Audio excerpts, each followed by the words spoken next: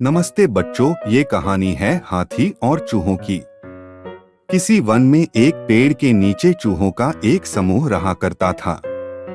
उसी पेड़ के पास से एक नदी बहा करती थी। एक दिन हाथियों का एक झुंड नदी के किनारे पानी पीने के लिए आया। चूहों के बहुत सारे घर अनजाने में हाथियों के पैर द्वारा कुचल दिए गए। इतना ही नहीं, इस घटना में कुछ चूहे भी मारे गए और कुछ घायल हो गए। हाथियों के नदी के पास से चले जाने के बाद चूहों ने अपनी एक सभा बुलाई। कुछ चूहों ने अपने राजा से कहा कि वे हाथियों के राजा से आज हुई त्रासदी के विषय पर वार्तालाप करें और उन्हें यहाँ दोबारा न आने के लिए भी बोले।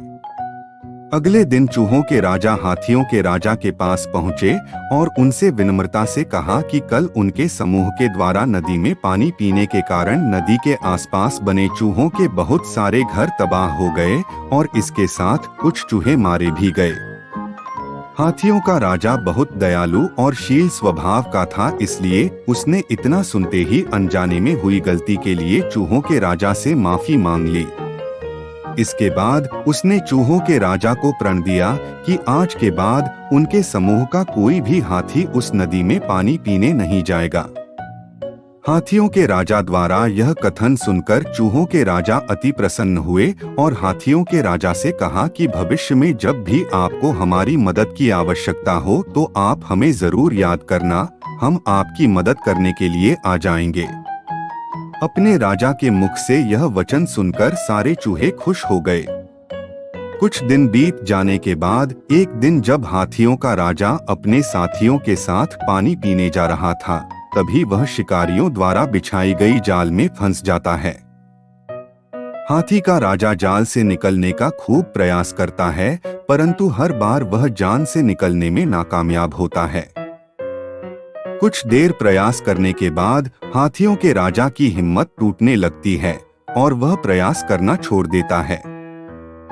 थोड़ी देर बाद उसे अपने मित्र चूहे के राजा की याद आती है और वह अपने साथियों से कहता है कि वे चूहों के राजा को यहाँ उसकी मदद करने के लिए लेकर आए। इतना सुनते ही अन्य हाथी चूहों के राजा के पास चले जाते हैं और चूहों के राजा को पूरी घटना का विवरण देते हैं।